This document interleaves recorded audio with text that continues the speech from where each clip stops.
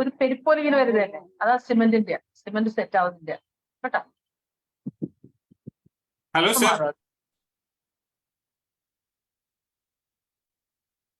Yeah, very good evening. Good evening to all my dear friends. So today is a very good day. Today we have Dr. Bowdeep Ahuja sir to have a webinar on finance management. I deem it a great pride and privilege to welcome Dr. Bowdeep Ahuja to the webinar hosted by IDA Palakkad branch in Kerala state.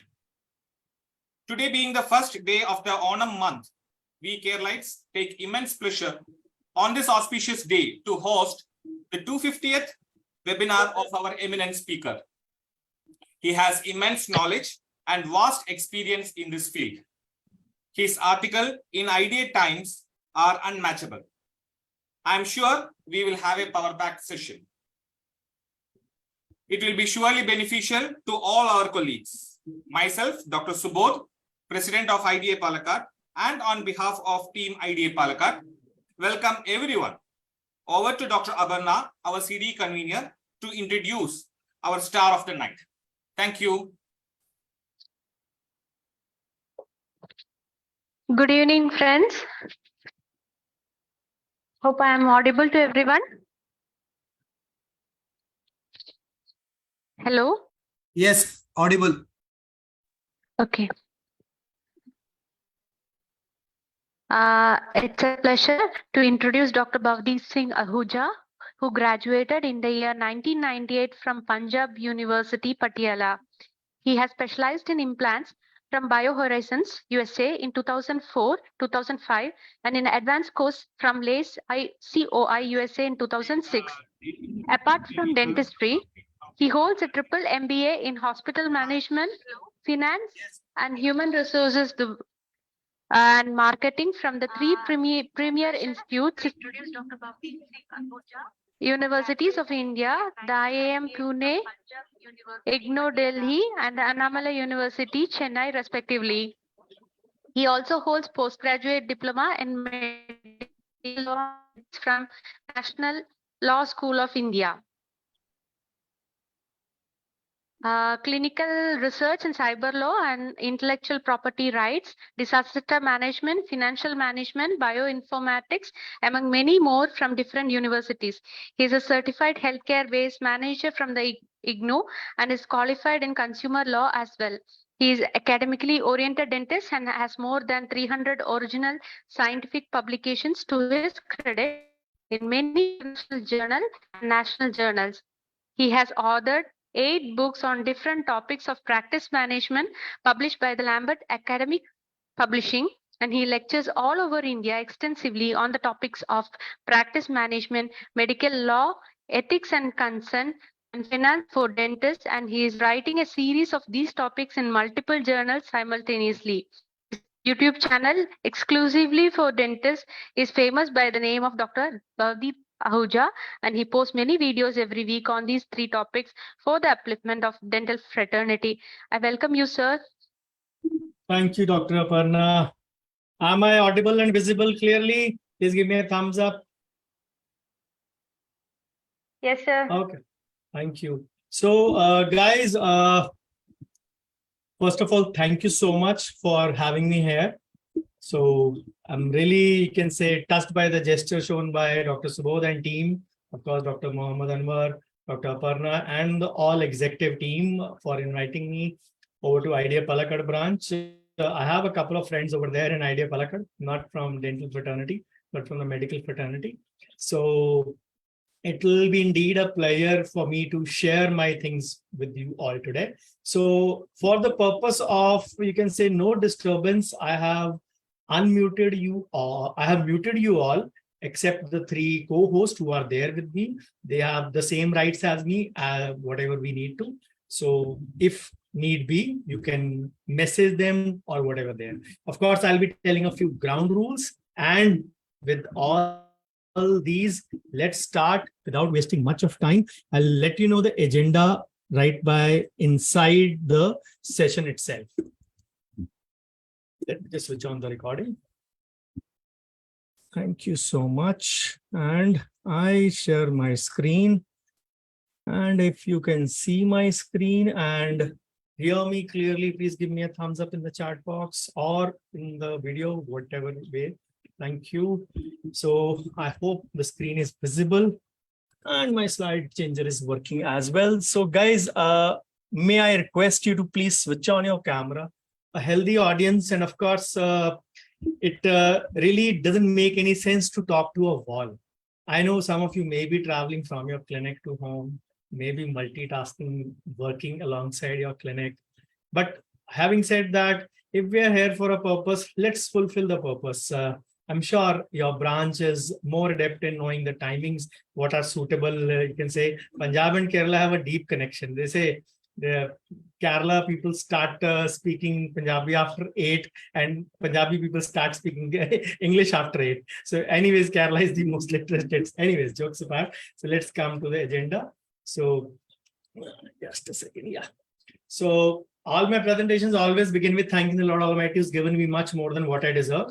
And when it comes to finance, of course, there can be no words to thank my dad, who has been instrumental in teaching me the clinical part of finance. Of course, my MBA finance is, you can say, big stepping stone in that. But whatever you'll be learning today, majority of that I have learned from my dad. So thank you, Dad. Miss you always. This is his birthday month going on. He just had a mini day of education last Saturday when we had 3 back-to-back finance webinars. So I shared the Facebook link with my community also. Of course, the Zoom link was for you guys only. So this is my brief CV. I think no need to spend time on it. Dr. Aparna has already detailed you about it. So let's move on to the topic for today, webinar on financial management.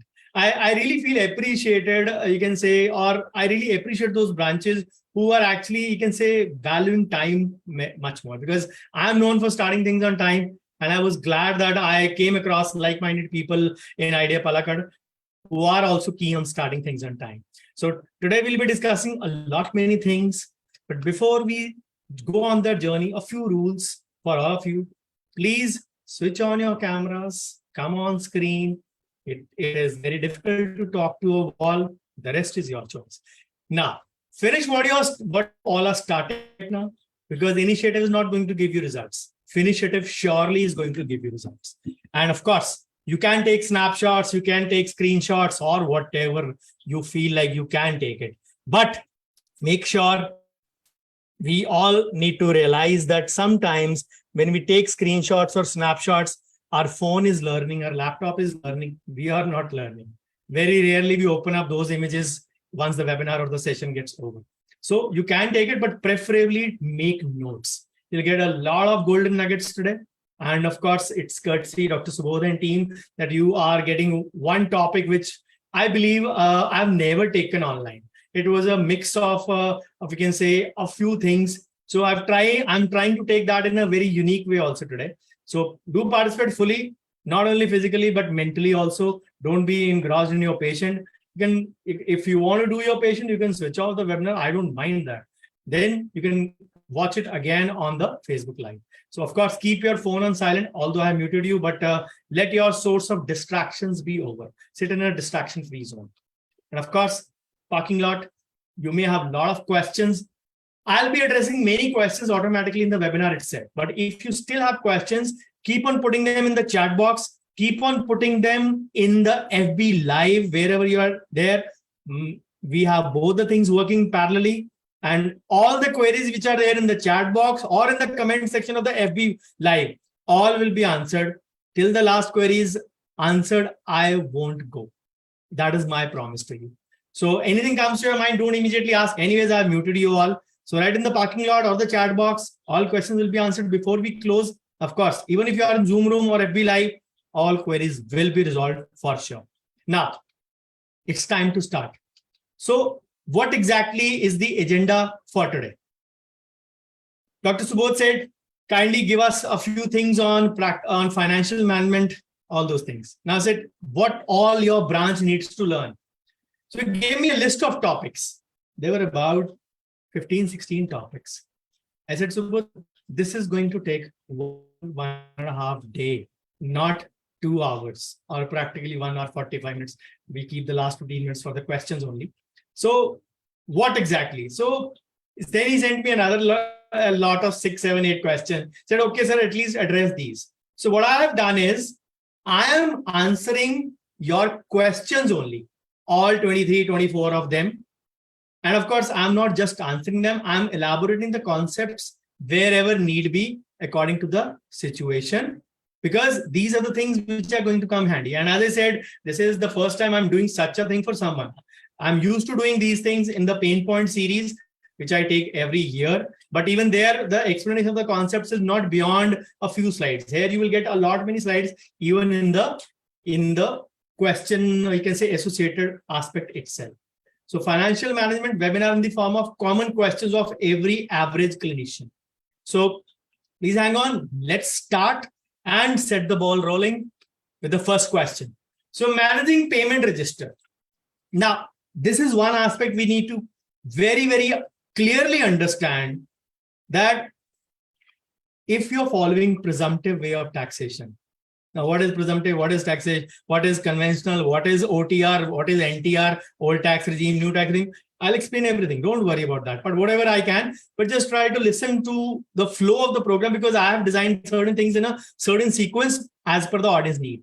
So whether you are following presumptive or conventional, the first thing you need by default is the flow of income. How did you get the money in the clinic? The record of that.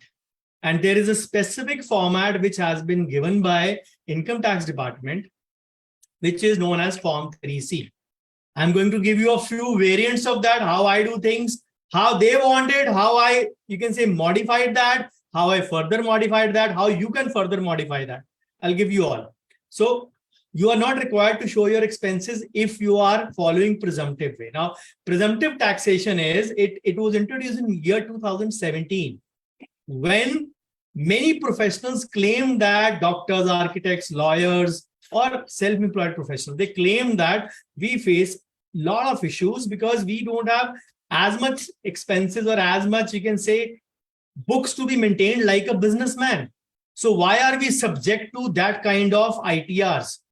So late Mr. Arun Jaitley, the honorable past finance minister, he actually simplified the system and introduced, there was already a presumptive section for traders. So he modified that section. That section was 44AD. So he modified that section, introduced 44ADA, American Dental Association, not American Dental, but it is just to explain you what it spells out, 44ADA. And that is the presumptive section for professionals. Now, what does that section say? Whether or not you maintain bills, you maintain books of accounts or not, your expenses will be presumed at 50%, which means you don't need to maintain any bills, but you need to mandatorily maintain your input or inflow of income. Now, this is one aspect which differentiates presumptive and conventional. In conventional, you have the income, you have the actual bills, and thereby you calculate the profit, you maintain the books of account, you maintain the bills, and you file the return automatically. Which idea to follow? I'll be covering that in today. Don't worry. All the questions will be covered. So this is the broad difference between presumptive and conventional. Now you will ask, my profit is not 50%. I may have more or less. On an average, every clinic has a profit margin of 45 to 55, which means or the expenses are in the range of 45 to 55, average 50.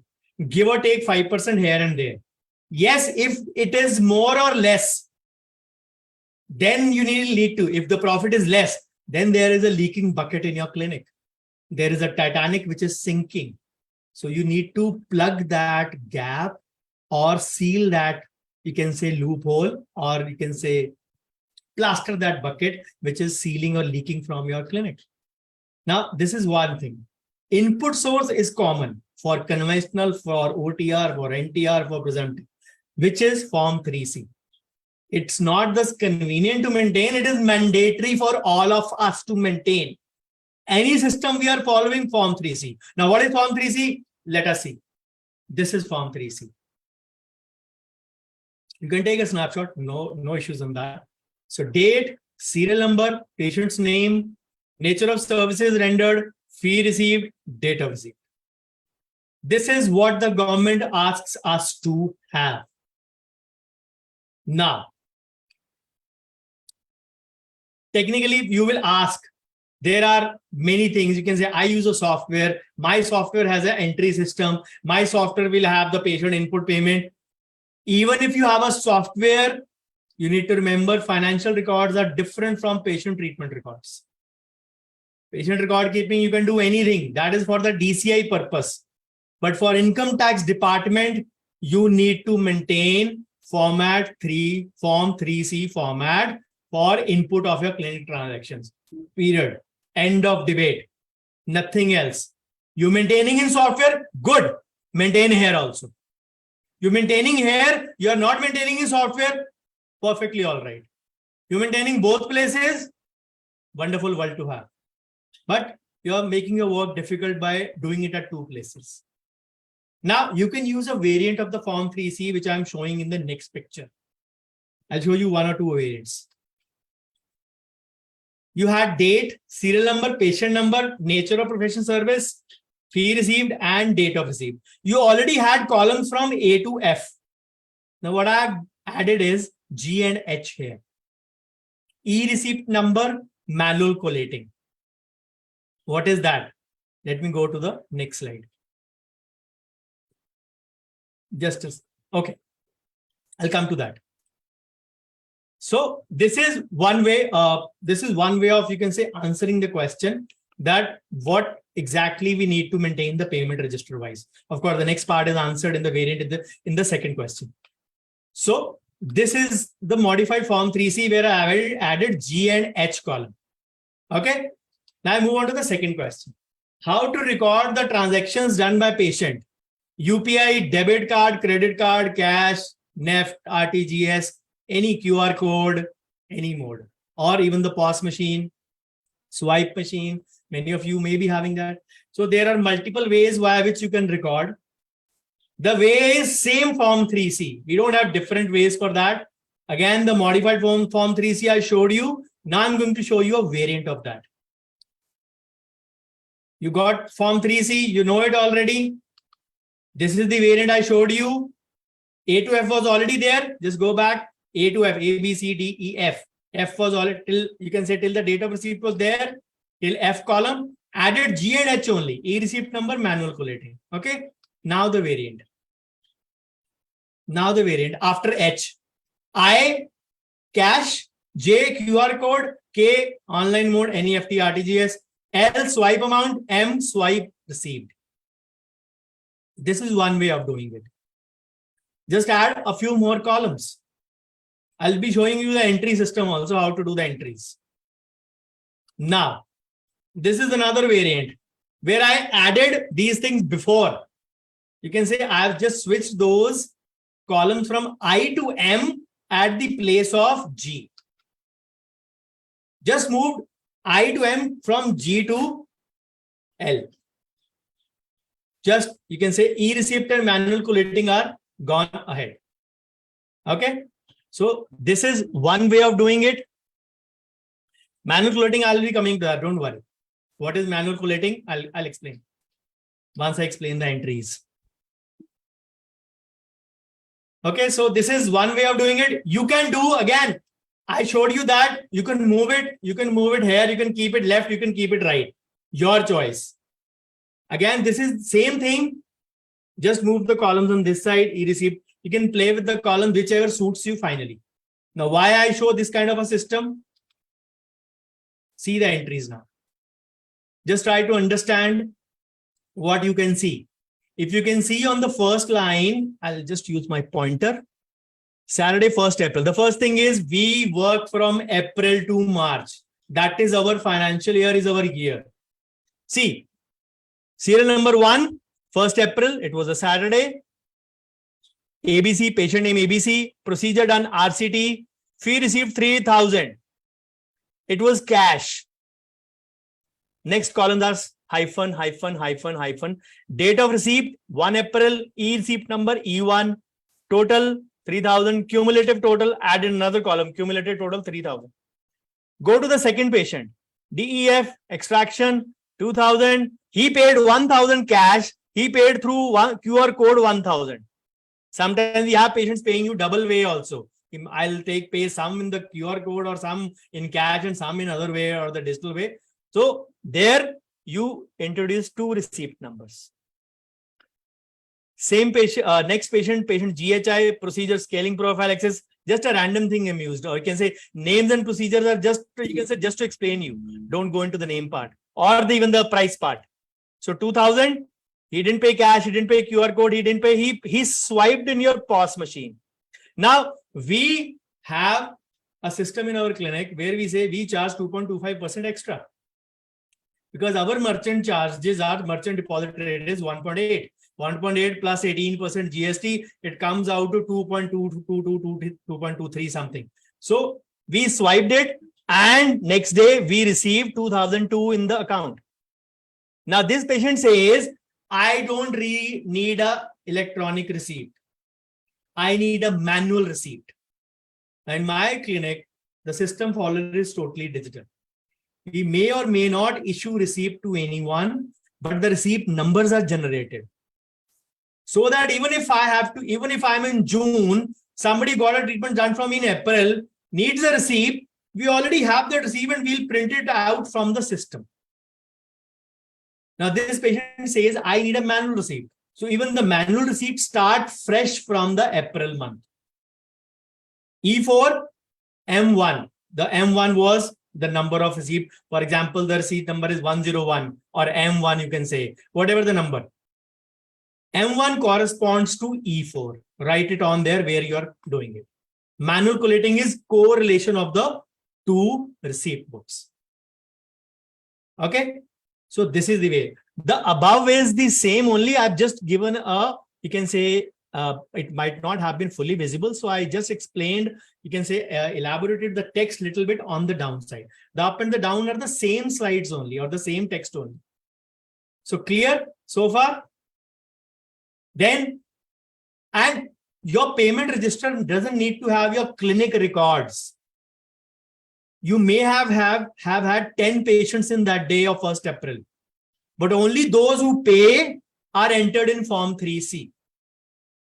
You don't enter all the patients. That is for your practice management software or your daily record register or entry system, whatever you are doing. Okay. So again, for example, Sunday is working. Normally we don't work on Sunday, but just to give a demo. Sunday, 2nd April, patient number JKL, denture advance 3,000 rupees. He paid cash, E5 generated. Surgical extraction, he paid through NEFT mode, E6 generated. But he also said, I need a manual receipt. So M2, sorry, it is wrongly printed M1, M2 corresponding to E6. That is the way things go. So again, PQR patient, he swiped this amount, we received this amount. Now, how to enter this amount? It is a personal choice. Some enter full amount, swiped amount. We enter only the received amount. The patient may get a receipt for the whole, but we mention if we are mentioning total. For example, if we are entering this amount, we will mention rupees 76 as bank charges or rupees 43 here as bank charges. So this is the way you enter your multiple system to make it a clear way for having the system of payment receipt. Now, when you consolidate it at the end of the month, this is the way things look like. Cash collection, for example, 1,20,000, QR code 50,000, NEFT 20,000, swiped amount 51125, received amount 50039, total e-receipts E1 to E98, manual receipts M1 to M2. Similarly, for May, 58,077, 35, 4603, 45036, and the total has been made for the month also, and the cumulative total has been made for the year also. That so far in 2 months, I have earned 4,50,000 rupees, for example, just to give you a demo. Clear so far? Anything you need to ask, please post in the chat box. Of course, if it is rated, I'll take it up. If it has to be rated in the next query, I'll rate in that. I'll go through it once again for all of you to understand. You just need to add a few columns, extra columns, whichever way. left or right suitability as per you. I added here because I have the receipt number at the end. Now, this also saves you from one big headache. That one big headache is, please issue me a bill in the back date. Sorry, not possible, sir. Our receipts are generated for changing one, for issuing one back date. We have to change the whole system, which is not possible. Easily, straight away refuse the patient showing the records. Because many times we have to face this situation that we have to give, or you can say we are asked for backdate bills, false bills, or patient has actually got the treatment done, but he says, issue me it in the March. Sorry, the receipts are generated, the cash is collated with the account, we can't do it. But all this is possible if you are doing these things in white. If you're concealing your income, then this record does not make any sense to all of you, or those of you who are not following it.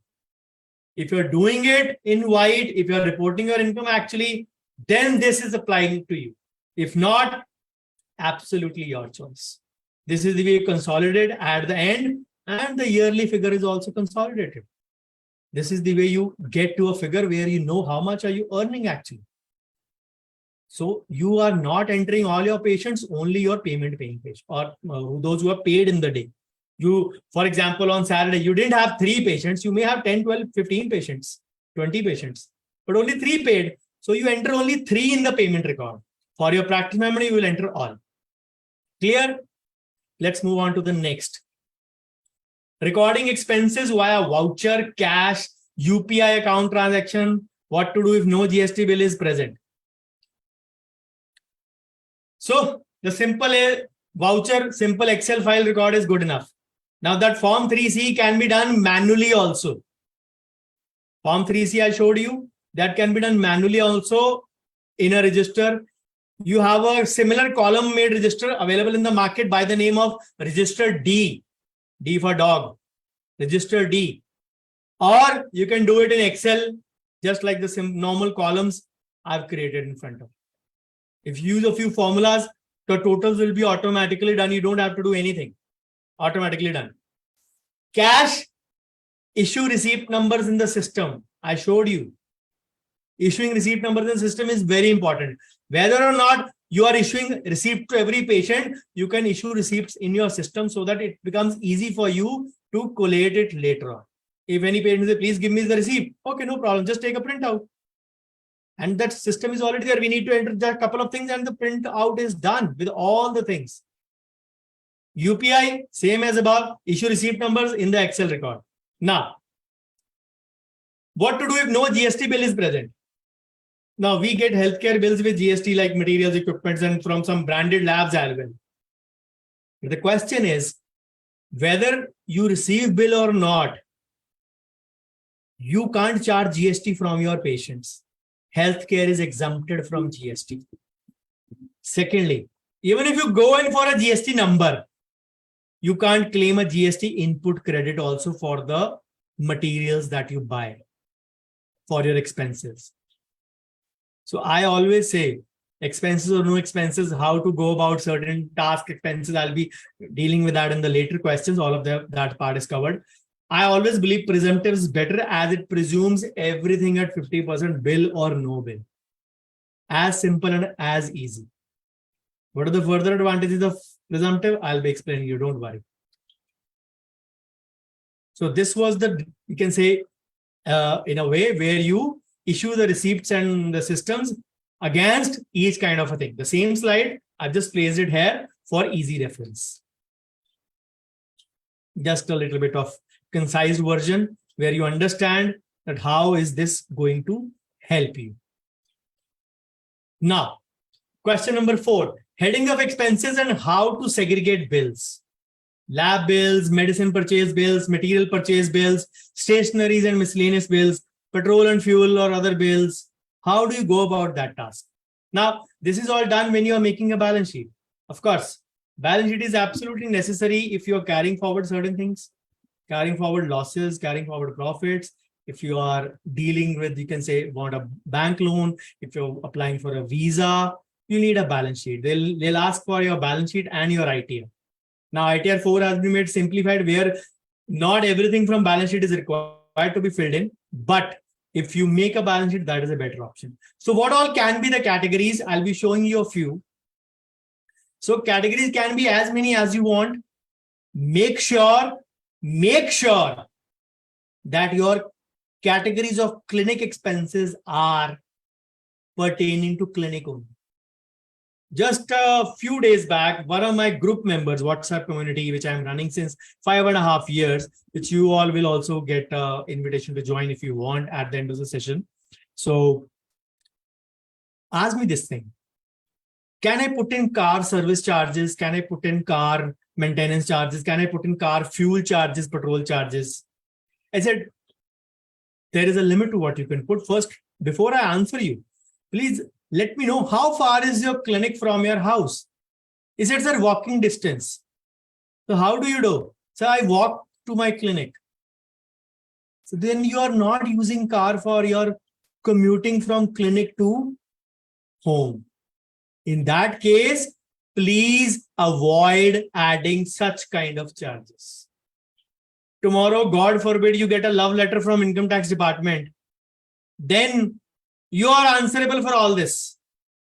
Your address is this, your clinic is this far. Where did you're putting personal expenses of your car for your, you can say, clinic expenses. So all these things that you asked, you can say the list can be plus or minus. I'm giving you the list. These all can be the list. You can take a snapshot of this. Lab charges, medicine and dental items, water sewerage charges, pertaining to clinic, of course, not to your residence. Municipal taxes, property tax, we have that in Punjab. Electricity charges, clinic confectionery, for example, clinic pantry, if you are having your in-house pantry or making tea and you can say ordering something for your staff every now and then, or even something you have in store for your, you can say, staff members for urgent needs. Internet expenses, cell phone expenses. If you have an exclusive cell phone for your clinic, you entitled to claim full expenses for it. But if your phone is the one which is used, your personal number is used both for your clinic and both for your residence, ideally, please put in 50% of the charges. I mean the cell phone bill. Ideally, put in 50%. Don't put in full charges. That is what ethics says. Printing and stationery, state development tax, some call it a professional tax also, newspapers for clinic, website maintenance charges, pollution control board charges, bank charges, updation of knowledge, attending seminars, conferences pertaining to dentistry, clinic maintenance, assistant salary, miscellaneous expenses like a maid coming for cleansing, ID annual subscription, Zoom charges, if you are using something for online for clinic education purpose, books if you bought for your clinic mali salary, clinic chair repair, PC of the clinic or the laptop repair, travel and stay if pertaining to conference only attended for updation of knowledge.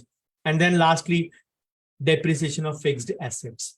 So this can be a few categories. This is not the be it all or the end of all. This is to give you an idea what all can be maximally covered. Mostly everything would fall under these 26 categories only. You can add plus or minus. It's not that you have to add all these 26. You can do plus or minus as per your choice. Absolutely okay. Question 5. How to record salary by cash or account transfer? Again, by using modified form 3C and issuing a receipt number to each and every transaction. I've given already above. You can say posting again in the next slide. Form 3C and the modified version. Thereby you collect your salary, collect your income, inflow, whatever it is. If the question was pertaining to salary of the assistant or salary of the associate, that has been dealt further in the question, if I didn't get it correct, but I've dealt with that part in the later coming questions. So then question number 6, is it mandatory to have a current account? I will say there is an emotional answer or a logical answer. We all know we have two halves of brain. The left brain is the logical, mathematical brain. The right brain is the storytelling, emotional, you can say soft brain, you can say. So I would say no and yes. The simple thing is the IT Act was, the Finance Act was amended last year, 2021. The amount you can deposit in your savings account is limited at 10 lakhs. Beyond that, there will be reporting. Now, that has to be revealed to the revenue system, internal revenue system of the IT department. So for the current account, the limit is 50 lakhs. Now, the question is, why it is mandatory to have a current account, why it is mandatory to not to have a current account? Logical and emotional answer. So the simple answer is, if your cash count, if your counter is more, counter means if your collection is more, and you don't want to keep it in your house or in your clinic, so you will have to make a deposit every now and then, especially if you have cash. If it is digital, it is already going in your account.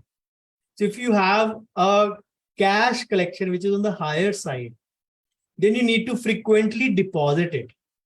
Once if you're going to deposit it again and again in saving bank account, there are two reasons you have to be very cautious. The number one reason, it is already mentioned, the capping of 10 lakhs annually. It is not monthly. Whenever we say a number, whenever we say a figure in finance, it means annually. The second reason, the main reason is, most of the saving bank accounts these days, ever since 2017 or 18, have capped their IBTs at 4 or 5. What is IBT? In branch transactions. What does that mean? You go to a bank, deposit, withdraw through a check or a deposit slip. You deposit through a deposit slip, withdraw through a check. Those are counted as your IBTs.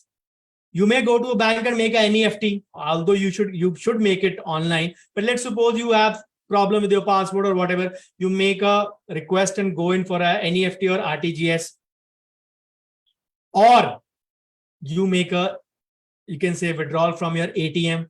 Both those are not counted as IBTs. IBTs are what you do at the cash counter, withdrawal and deposit. NEFT, whatever you can do, not counted. ATM, as per your limit. Normally all banks have an ATM limit of 4 to 5 per month. Beyond that, we don't need also. But that is not counted in IBTs. So 4 to 5 IBT means you can deposit and withdraw total 4 to 5 times a month. Which means you have to deposit once a week. So if you can hold that money for 7 days, 6 days, and deposit it every Monday, every Tuesday, or whatever day you wish to, you can go ahead. But if not, if you're making, you can say, deposit every alternate day, then your IBTs are going to increase. In that case, it makes sense to have a current account. That is the reason current account is very important. Clear? Clear so far? Give me a thumbs up. Does it make sense? Okay. So if, of course, in clinic name, in my name, that is a question which has been asked later also. So I've addressed it over there. So it is mandatory to have, it is not mandatory. It is wise to have a clinic account if you have more of cash collection, so that you don't exceed your IBTs and pay unnecessary charges to your bank. Simple answer. So lessons from above, simply speaking, is if you have multiple input sources, especially more of digital, for presumptive, you need to maintain only Form 3C. And limit of presumptive is 50 lakhs only, below 50 lakhs.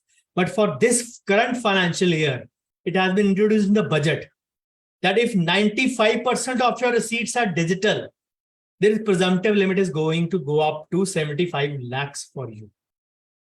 Now, this is to encourage more of digital so that you have less of cash deposit. Anyways, even a Golgappa wala or a Sabji wala has a Paytm or a QR code. So you don't need to even think of what exactly you need to do in that regard. So this was the, you can say, update in the budget 2023. We apply to 44 ADA. The limit was 50 lakhs. Now it has been raised to 75 lakhs. But the condition is 95% of receipts should be digital or through any online mode. QR code, swipe, NEFT, RTGS, whatever mode. Not cash. 5% only cash. Now, what are the further advantages? We'll come to that, don't worry. Now, I hope this is clear in terms of current account and your, you can say, receipt purpose and your income purpose. Clear so far? Give me a thumbs up if you're clear. Okay. Of course, if there are any questions pertaining to that, you can post in the chat. I'll be taking the all other. If not posted in chat, I'll be still giving you time to ask questions in the end. Don't worry. So question number 7, things to be taken care to sell medicine in the clinic. Now, there are two different aspects. You're dispensing your own written medicines in clinic or selling medicines as such like a drugstore. There are two different things. For dispensing up to 20 lakhs per year, 20 lakhs is a huge amount. 20 lakhs per year, you don't need any formality. Any formality. Just, you can say, add it up, give the receipt to the patient and dispense your own written medicines. But for selling medicines, you need a drug license and a host of other formalities to be done in your clinic. The answer is very much clear. Why get an extra headache? Extra staff, procurement, batching, storing, billing, packing, managing expiry, etc., etc. People like to think that it is an extra source of income. Yes, it may be, but it comes at a price. Recently, only one of my group participants was asking me in the Pain Point series on Saturday only, which we had. He said, I am running a drugstore. I'm having it in loss only since 4 years. I'm transferring my clinic income to offset some profits from here. And we're trying to show it break-even part. Why are you giving yourself a pain? The simple question is, you have good patients. Why do you need to venture into this kind of selling? Of course, you can still dispense. I'm not against it. But if there are less patients, anyways, your footfall is less. Your stock will get expired. Why do you need to have an extra headache and still have no income? As the example I gave. So it doesn't make sense to me. Still can have, you can say, your own dispensing, but for a drugstore, I would say avoid. Rather than focus your time and energy on building up your clinic. Getting those things in order where you can have more revenue sources from your clinic via more marketing, more selling of, you can say, different procedures. You can say learning those techniques where you can amplify your clinic resources. Now, filling or filing income tax returns. What exactly? There are multiple ways for a normal clinician with clinic income. Another income like, for example, interest income, dividend income, bonds income, rental income. Any income along with clinic income except capital loss or gain. Now, capital loss or gain means either from property, which is a capital asset, or capital instruments like shares or mutual funds. If you are having many sources of income except property and mutual fund, yes, sold. Now, property rental income is added here only. Unless you sell a property, unless you sell a share and mutual fund or a share, you don't have a capital loss or gain. Buying is not counted in it. Selling, because selling will give you loss or gain. Okay. If you're salaried, that you are not having clinic, there are multiple ways. If you're having salary plus clinic, morning you go to a job in the college or in the hospital, evening you have your own clinic, there are options. Let me give you out all the options.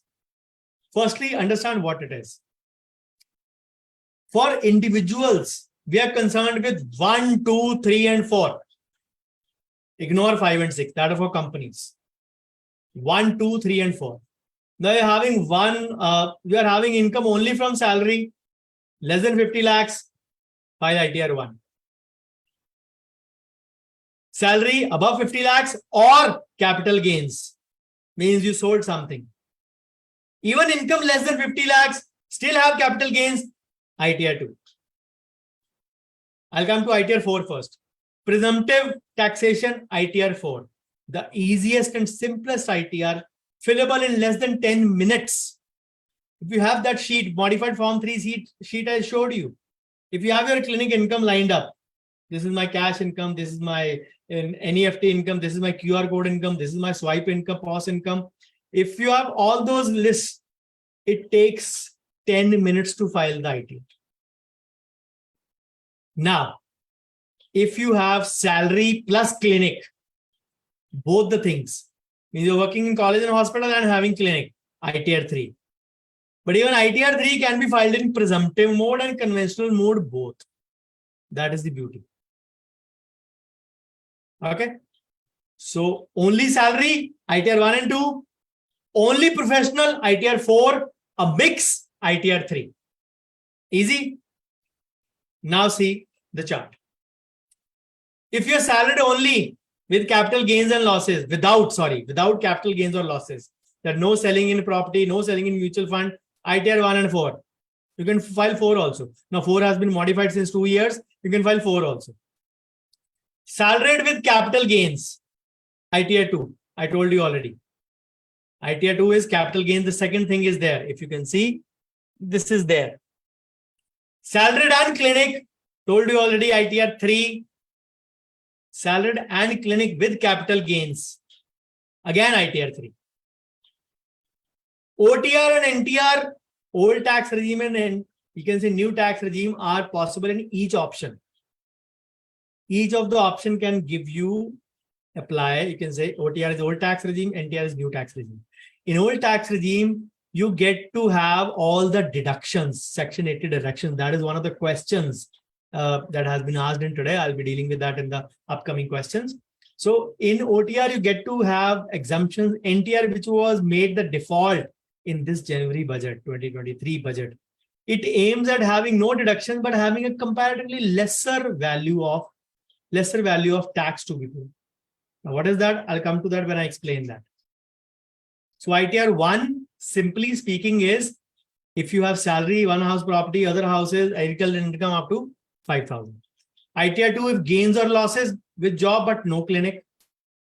3, but clinic in evening with job. ITR 4, less than 50 lakh income for professional or presumptive will. So another chart for clinicians. Now clinician only without capital gain or losses and following presumptive, ITR 4. Simple, easy peasy. Now from this year, less than 75 lakhs, but 95% digital receipt or digital source of income, ITR 4. Clinician only without capital gains, but following presumptive, but 95% digital, less than 75, but ITR 4 with audit. Following conventional with or without capital gains, ITR 3. Salaried and clinic, ITR 3. Again, OTR and NTR are possible in each of the options. It may look difficult to you, but of course, you need to understand fully things. So, F&O business income, suppose I have professional income and F&O business income, can I show presumptive for both in ITR 3? You can show presumptive F&O business income. F&O is, I mean, you are future options. If it is pertaining to market, it is not a business income. It'll be still considered under the capital gains or losses. So you need to have presumptive for your clinic, but for capital, you'll have a separate chart schedules CG to be filled in. You can't show presumptive for your F&O. That is for sure. What about clinic income plus interest from fixed deposit and rent from other asset? That was the first slide, my dear. Oh, what's her name? My dear Dr. Anil Throli. That was the first slide. Let me go back. Let me just go back. That was the first slide. If you're multitasking, you will miss a few things. See, the first question, the first line was, if you have other income, any other income like interest income, dividend income, bond, rental, any income except capital loss, then you can have normal ITR. That will be counted in other sources of income. So count in it in there. That is why I said, sit in a distraction-free zone. Don't multitask. You will miss out a few things. Everything is covered in a sequence. I hope you get your answer. So, yeah. So again, ITR 3 criteria, profits or gains. You can say you can file ITR 3. ITR 4, simple. Only clinic income and other sources of income except capital gains. Any other source of income plus clinic income except capital gains or market linked income or property linked income. Those incomes come by selling, not by buying. If you're buying, there is no income. you rather have paid money. So if you have sold anything out of asset, capital asset means property or your shares or your mutual funds or F&O income, that is to be counted under capital gains or losses. If you have losses, if you have gains, that you know, but you can't file ITR 4 then. You have to file ITR 3. So bottom line, just to, you can say, summarize once again to make easy things for you. If salaried alone less than 50 lakhs and no capital gains, I've written gains just for simplifying. Gains means capital gains here. Capital gains or losses. ITR 1 or 4. If salaried alone less than 50 and no gains, preferably ITR 4. I've given you my preference also. If salaried and gains, either of the two, if salary is more than 50 or you have gains, ITR 2. If salaried plus clinic, less than 50 and no gains, ITR 3 or 4. Again, ITR 3 can be filed in presumptive mode. Okay. If salary plus clinic, you can file ITR 4 also in that sense. But if it is more than 50 lakhs, then ITR 3. So that is the limit. Of course, I believe these limits are also going to change because that was the few announcement in budget of 75 lakhs only to presumptive. I guess it will be applicable to all other things also as and when the new forms are uploaded, because right now the previous year filing is going on with the delayed fees also. So at this moment, it is not clear. Okay. So I've explained this already. Salaried plus clinic, ITR 3 if you have gains.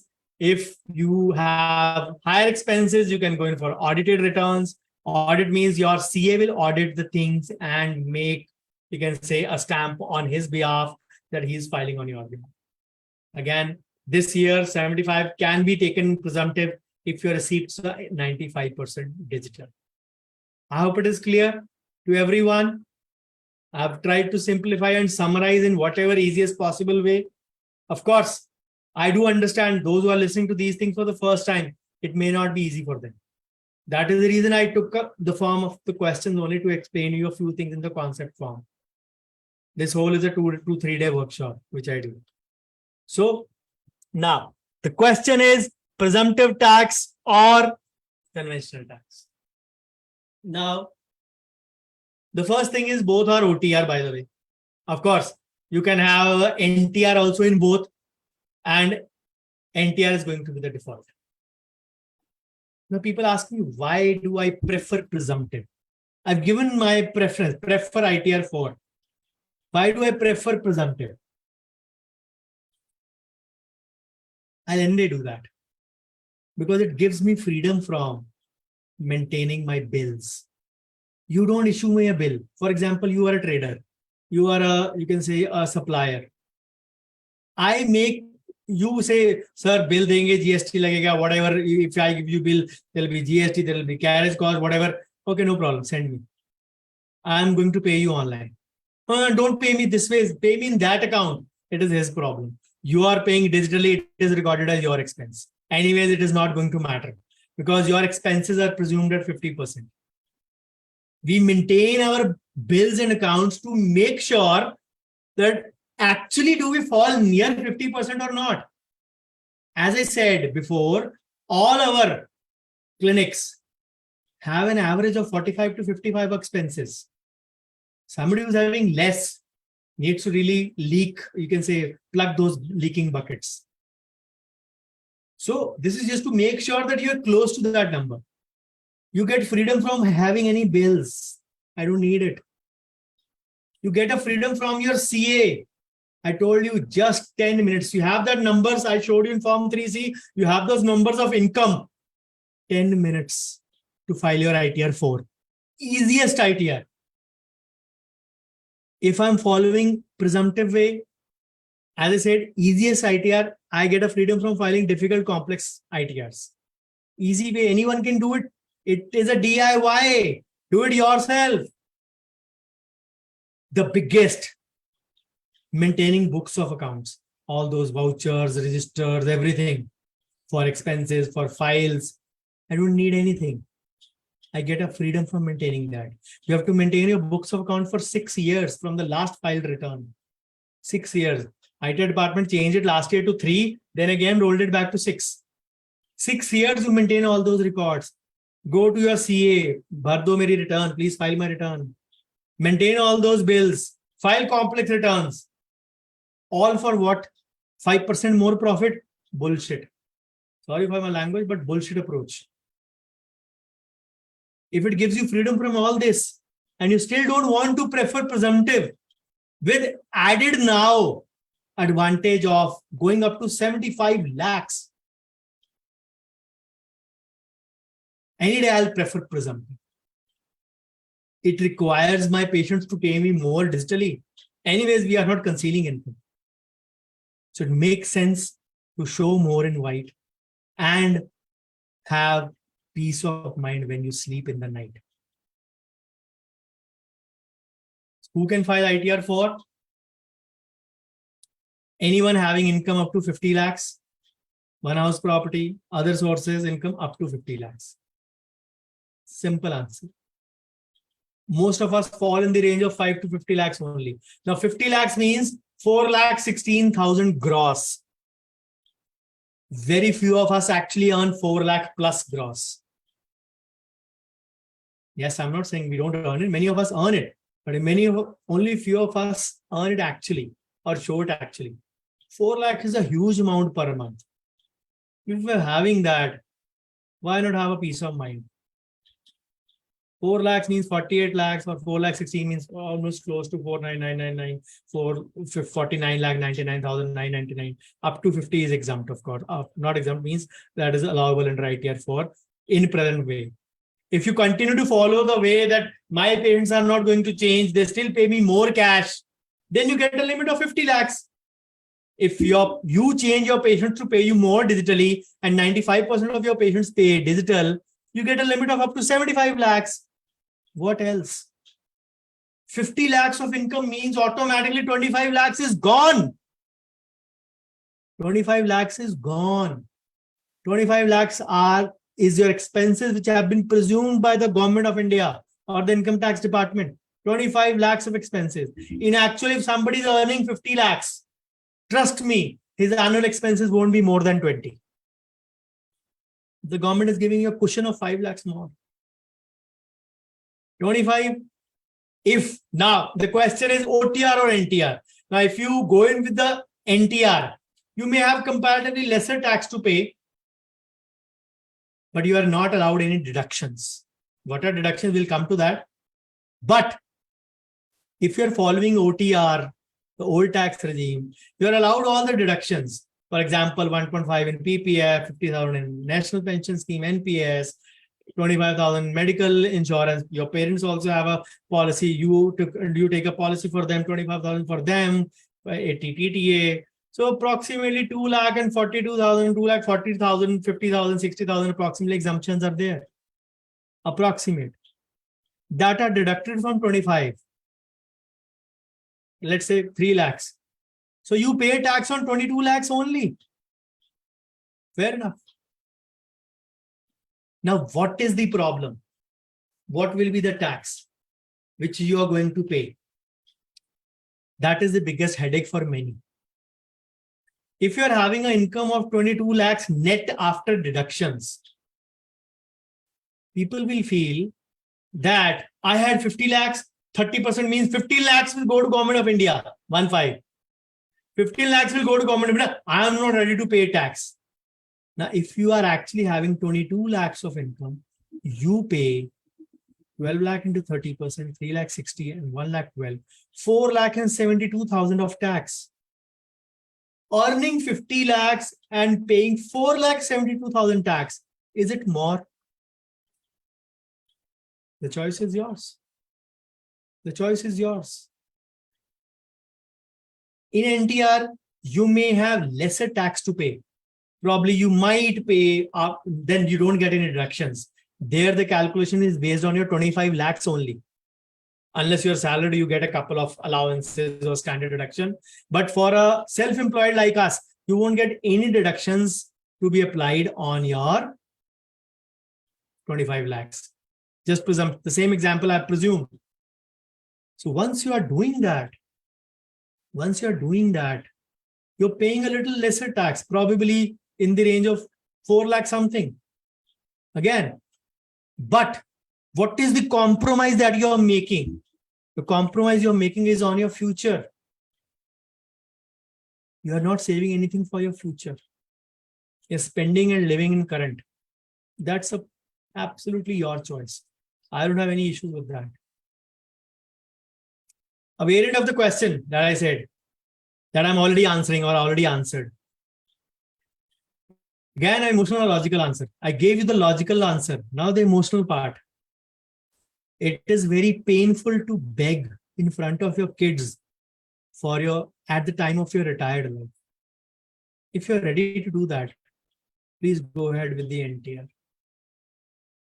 If you are not ready to do that and create your own corpus yourself, we have a lack of social security in our country.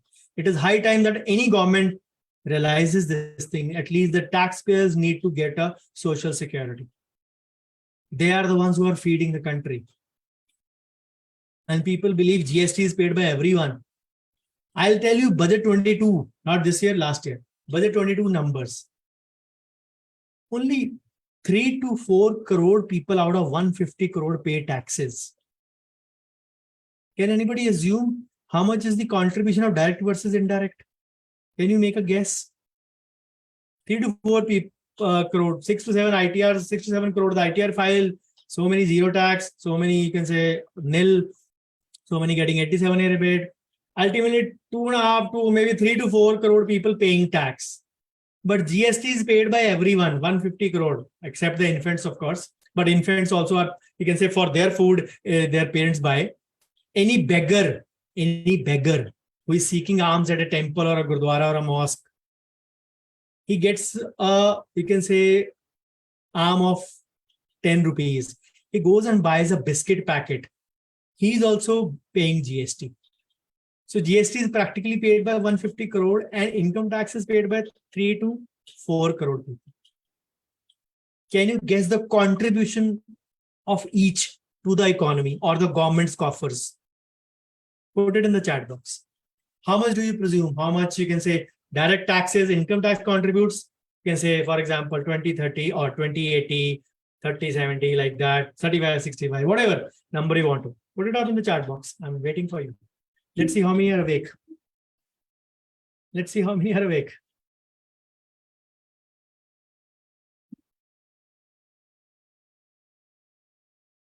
Put in. Waiting. All the FB guys, you also need to put in.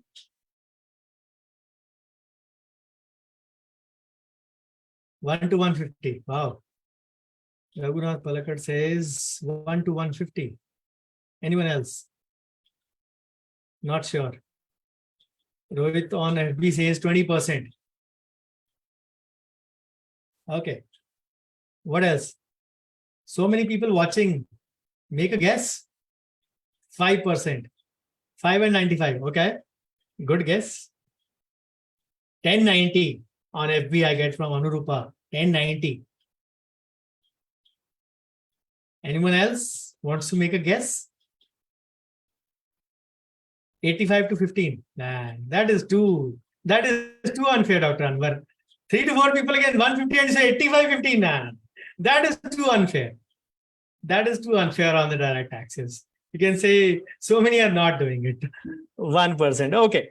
Let me just answer it for you. So the answer is, as per budget 22, it was close to 50-50, which was a shocker for me also.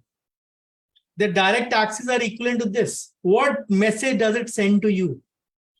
If the government gives social security to at least taxpayers, more people will start paying tax. Nobody bothers. But then if you want your future to be secure, you need to have investments done. Government is not going to feed you. You need to, har savari apne saman ki khud zimmedar hai. Everybody needs to make an arrangement for themselves. That line is written in the bus, na? So deductions like ATC, question number 10. Deductions like you can say ATC, ATCCD, ATD, ATE, ATDA, ATEV, ATA. Let me just give you the table for more clarity. Okay. So this is the granddaddy ATC. investment in PPF, life insurance premium, children's tuition fee, ULIPs, ELSS, 5-year deposit scheme, senior citizen scheme, all combined maximum limit of 1.5. Now, ATC has subsets also. Subsets like ATCCC, ATCCCD1. I'll show you another variant also. So all combined 1.5. Then ATCCD1B is NPS, National Pension Scheme, or Atal Pension Yojana. 50,000 additional over and above that, 1.5. ATTDA, saving bank interest, ATTDB for senior citizens for all kinds of interest, and of course, ATGG. Now, this is another way of looking at it. ATC includes LIC, PPF, Sukanya, mutual funds, FD, children tuition fee. Now, whatever fee you pay for your children, that is also counted under one. You can count it under 150. But remember, whatever you pay in total as the monthly school fee, or multiplied by 12 or multiplied by 6, normally we pay for 2 months. A portion of that fee is only tuition fee. Amalgamation fund, building fund, ye fund, wo fund, all of that. Only tuition fee is exempt. Of course, you don't need to look at it in that sense. You need to make sure that you have these things in the mind. ATCCD, investment in pension funds, again a subset of ATC. ATCCD1, again NPS if employers are contributing. Additional contributional is 50,000 ATCCD1B, the one you can see here. This is additional 50,000 over and above 1,50,000. Then section 80D mainly, medical expenditure, medical insurance. Individuals are allowed up to 25,000 if they are below 60. If your parents are above 60, you can get it up to 50,000 for them. If you are below 60, your parents are below 60, very, very few individuals would be there out of all of us. Then 25 plus 25. The second scenario, you are below 60, your parents are above 60. Most common scenario for most of us, 25 plus 50, 75,000. Again, a rare case scenario, you are above 60, your parents are also above 60, up to 1 lakh, 50 plus 50. That is the exemption that is allowed.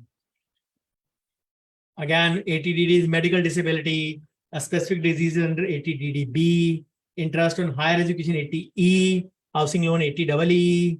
Interest is again, can say ATEEA under certain conditions. Electric vehicle loan, ATEB. If you make donation, if you're a good Samaritan, ATG, you can say you get 50% or 100% depending upon the agency you have. You can say you have made your donation.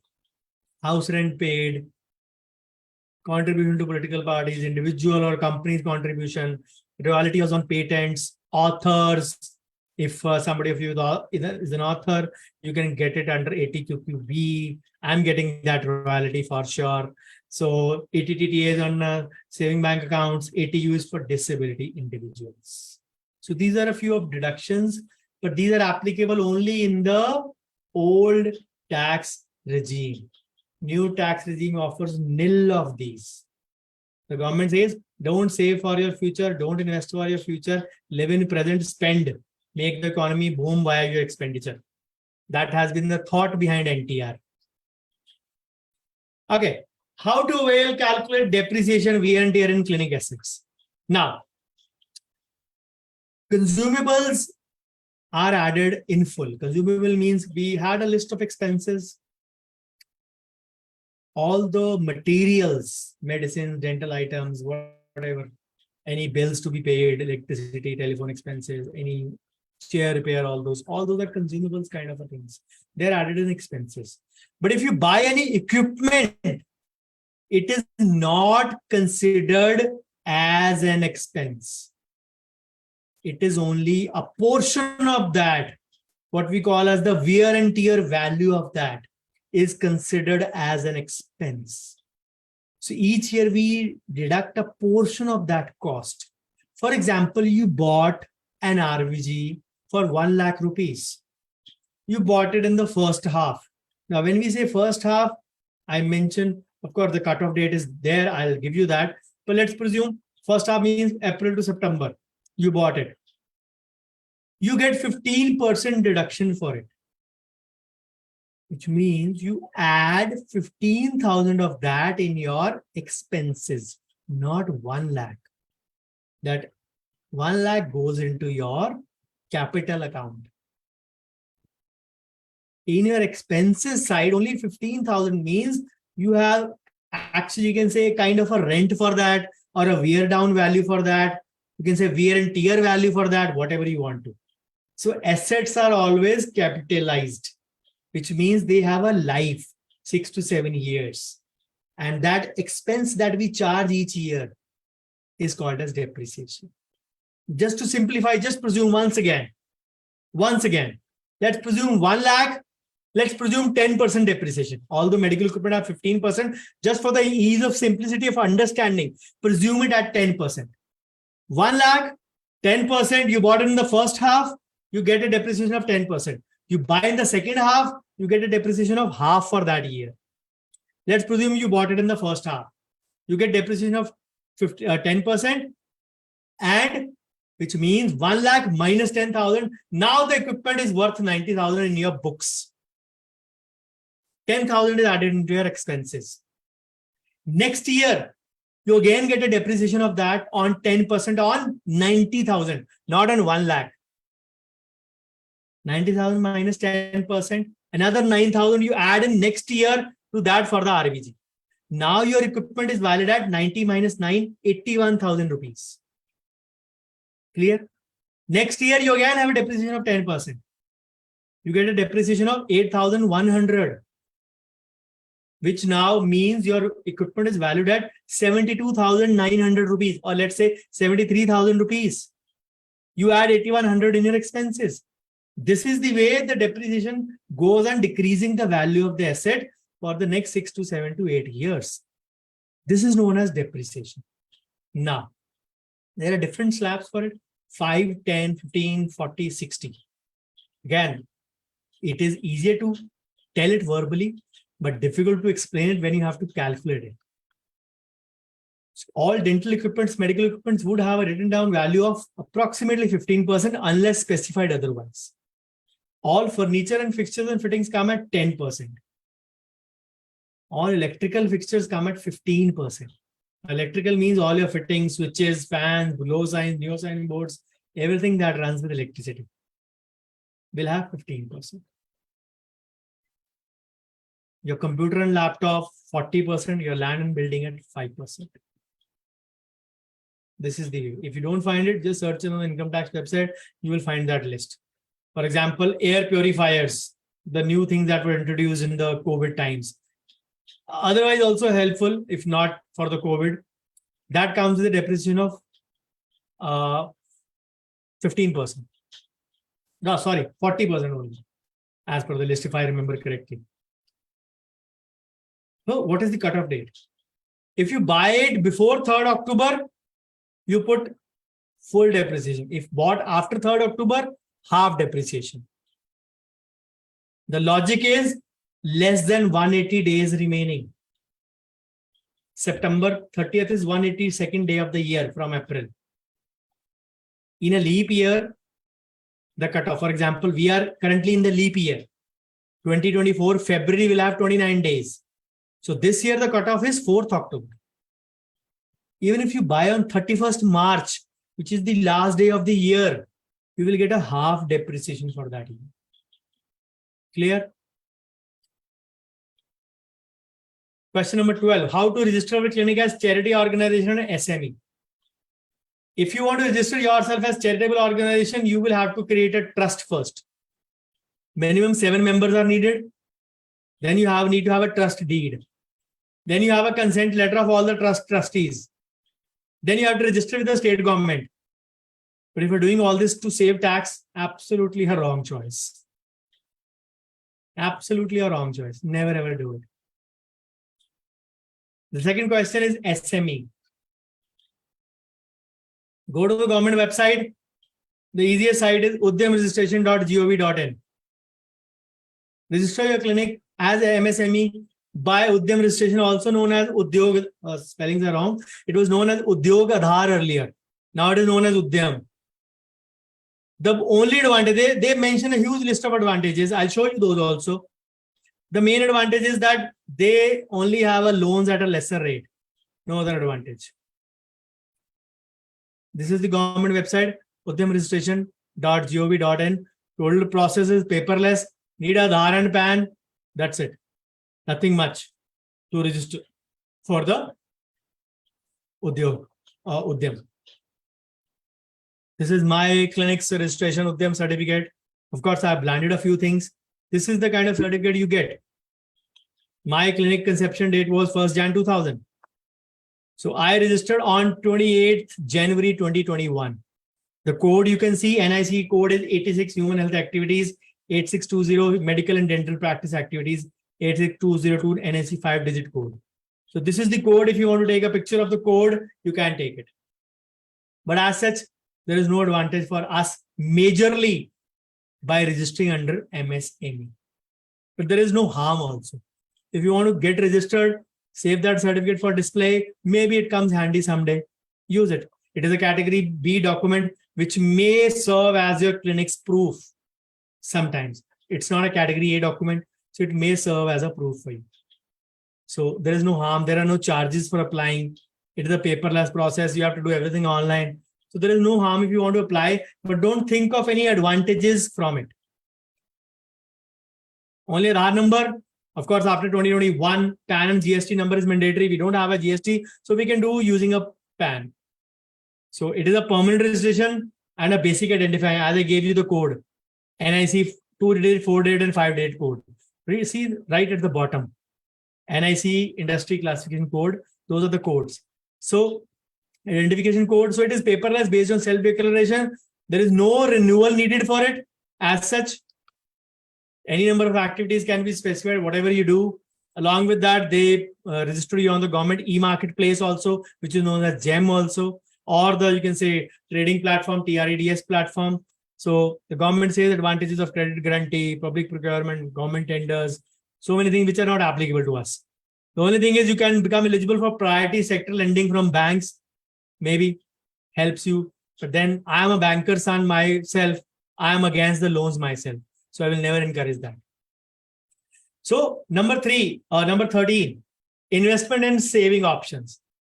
What all are there? So answer lies simply in, I would say, in the simplicity only. 5 bases and 5 basics are to be covered. The 5 bases: term plan insurance, disability insurance, medical insurance, professional indemnity insurance, and an emergency fund. These are the 5 bases you need to keep covered every time. Every time. And the 5 basics: for debt, you need PPF. For balance, you need NPS, National Pension Scheme. For equity, you have equity mutual funds. Hedge, gold in the form of SGB, and HESBA, high earning savings bank account, be it in a private bank account, of course, private banks only, not nationalized banks. If done properly, these 5 are more than enough. More than enough. Some would say, why not debt mutual funds? Why not hybrid mutual funds, which come by the name of balanced advantage funds? Why not gold ETF at number 4? Why risking your money in private banks? Let me just give you out answers for all these. There is a common saying in market, when it comes to investment, even by the biggest, you can say, investors like Warren Buffett and many others: never put all your eggs in one basket. It is as simple as that. All eggs are not to be put in one basket. If you put in debt mutual fund also, balanced mutual fund also, gold ETF also, equity is already in mutual fund, then all the money is in market. Where are you having the advantage of? You can say different assets in different asset class, or different money in different asset class. Need to understand that part very clearly. Secondly, the aim is that each investment should give you at least 10%. That is the basic inflation that we talk about. PPF gives you 10.1. You will say, no, it gives 7.1. I know. It gives 7.1, but that is tax-free. If you have to compare that with mutual fund, that mutual fund also gives 6.5, 7.5. That is before tax. If you have calculated in the same vein, Parameter wise, calculate PPF also the same way. Before tax is 10.1, just for a presumption. 10.1 and 30% will give you 7.1. Hybrid national pension scheme, it is anyways giving 11, 12, 13. Equity, we know sky is the limit, 12, 15, 18, 20, depending on your small exposure. Hedge in the form of gold. Gold is a traditionally, you can say, asset which has given returns every time. It is one asset which is an international asset. And when it is in the form of sovereign gold bonds, it is tax-free. PPF is tax-free. Look at those assets that are tax-free. National pension system is 60% tax-free. You're paying tax only on equity mutual funds. Think that to LTCG. Think again. Debt mutual funds are chargeable as per your slab. Same for the balance mutual funds. And then you don't have a security of all eggs in one basket. Which brings me to the number 5 point, HESBA. Now, small finance banks give you high returns. Even for the saving bank account, they give you 7.5, 7.25, 7.15, 7.5 also. Oh, Jeevan changes interest today. 7.5 above 5 lakhs. Some would say, private bank is not safe. National bank is safe. I'm sorry. Every bank is safe and unsafe if it is a legitimate son and daughter of RBI. All nationalized and private banks are legitimate sons and daughters of RBI. If you have a 5 lakh coverage in a state bank, you have a 5 lakh coverage in any small finance banks also. The question is not that. The question is, these days banks don't die. They are either merged, acquired, we can say coalesced in the bigger entity. Remember Yes Bank? The fiasco that happened on 5th March 2020, just before the lockdown. They gave a moratorium of 28 days. 16th March, the bank was restored to normalcy in 11 days. Whereas a PMC bank fiasco that happened in November 2019, 4 months before that, that has still not been restored because it is a cooperative bank. And majority, 98 to 97% of cooperative banks are not regulated by RBI. In fact, they are not banks also. They are societies who have named themselves as banks. We talk of banks, there were 23 banks. Now they have been merged by Nirmala ji and made into 20 or 13 or 14 banks. There are another 14, 15 private banks. So practically maybe around 20, 30, 40, 50, 60 nationalized and private banks. But how many are cooperative banks? 1,548 cooperative banks. And those are unregulated. If you want to risk your money in that, your choice. But in any bank which is regulated by RBI, be it a small finance bank, be it a full bank, you are safe. Second thing, a bank like AU Small Finance Bank, it completed its 5 years operation of being a small finance bank in 2021. It never changed its name from small finance to full bank. Either we are happy in that. Getting more business, giving more returns. So think of your emergency fund to be kept in your HESBA in that sense. So which company provides disability insurance? Almost every company. Term plan, when you buy, you can say a portion of that, you can say as a rider, you can buy a disability insurance as well. For a dentist, for anyone, of course, it is important. For a dentist, his hands and legs are more important. Because we work via these only. The skill is in here. So you need to be covered for any kind of fiasco. Can you avail 24B, which enables us for 2 lakh housing loan? Yes, you can. You can. But it is not related to your 50 lakh or ITR 4. It is related to your OTR. NTR, OTR, both possible in ITR 3 or 4 or 1 or 2. The question is, you are following OTR or NTR. If you're following NTR, you will not get a deduction. If you're following OTR, any return, 1, 2, 3, 4, you will get a housing loan deduction. Dr. Dilip, I hope I answered your query. So these 5 are good enough. Good enough in that sense. Now, I'll give you a cycle. How much one should invest? A 0 to 3 years in practice. Who will say, I have not much to invest? He should be aiming for at least tax saving. Now I'm talking from the OTR point of view, which is my preferred way. Put in 1.5 lakh in ATC or PPF plus ELSS, equity linked saving schemes, or you can say tax saving mutual funds. ELSS is nothing but tax saving mutual funds. Ratio of 1:2 or 50 plus 1 lakh, or you can say put full in PPF, your choice. Put in definitely in NPS. NPS, anyone above 18 needs to start immediately.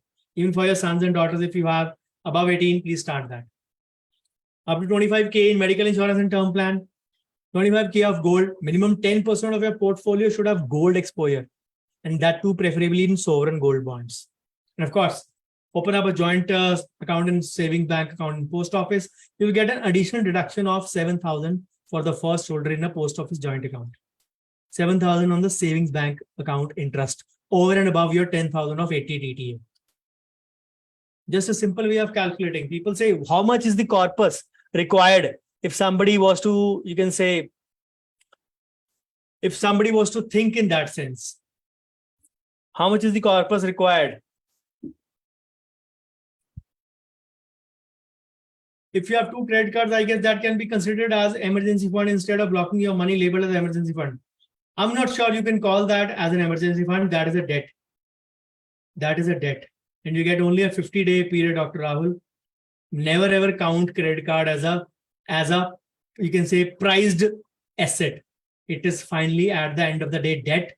And to me, it is a banker son is saying you, it is the worst form of debt. Where are you blocking your money?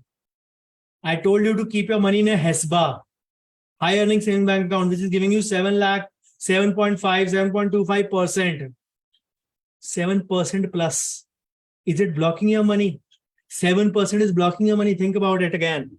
Think about it again. That is why I said, please listen with an open mind. You'll understand. So people ask me how much you should be looking at. Somebody who's starting practice, somebody who is, you can say, in the middle road, somebody who say settled way. If you were to retire today, today, 5 to 6 years is good enough. Where should that come from? See, if you are putting in 1.5 lakh, 35 years, 7.1 interest, you get a corpus of 2 crores and 26 lakhs just from one asset. NPS, putting in 5,000 per month, annually 60,000 for 25 years. Now NPS you can get as late as up to 75 years of age. Earlier the cutoff was 60 years, 65, 70. Now it is 75 years. You can take that money. For 25 years, they put in 50,000 only or 60,000 only, 5,000 per month. See the corpus. Maturity amount is 2,46,000, 2 crores and 46 lakhs. 2 investments have already given you, previous have given you 226. 470 is already done and dusted out of that 5 and 6. Now, monthly investment of 2 SIPs in 2,000 rupees each. Just 2 SIPs.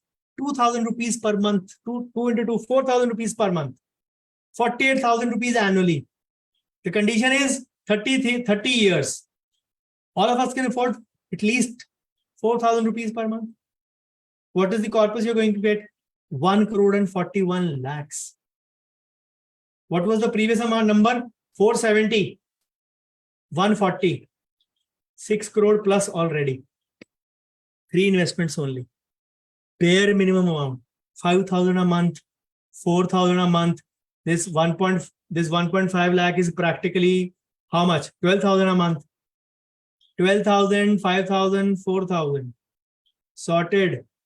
The condition is 25 to 30 years. People don't start.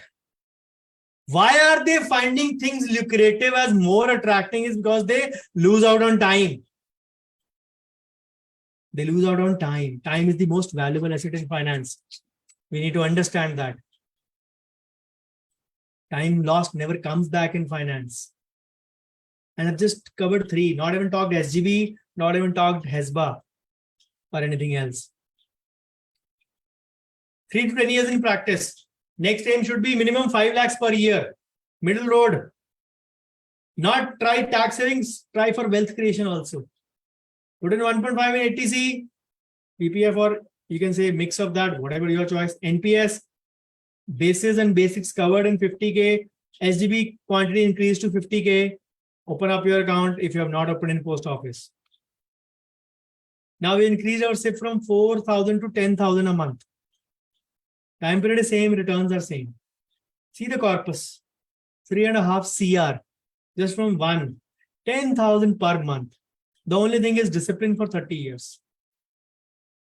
Difficult to do. Discipline is definitely difficult to do. We are still lured by cryptocurrencies, F&Os, share market. See, I am not against share market or F&O or whatever. Please understand, it is not. If you are doing those things without proper knowledge, then that is gambling. Pure gambling. If you're relying on hearsay, you're not relying on your own knowledge. Data without analysis is gambling. So don't do into that. Secondly, share market. How many have you seen part-time traders that their market runs from 9:15 to 3:30? If your clinic seriously has a problem, then you indulge in share market in the morning and do practice in the evening. Because it is like this. You're glued to the screen like this. You miss a beat and you lose a few thousands and lakhs sometimes. Never ever, you can say, slap anyone who says that stock market is a part-time profession. Slap him hard. It is a full-time profession. There is no doubt about it. If you have time, if you have the knack, if you're free in the mornings, please go ahead. I'm not against it, but what I'm trying to say and tell to you is that these basics are going to give you enough corpus. The only thing is you require discipline to stick to them. 10 plus years, aim for 10 to 15 lakh.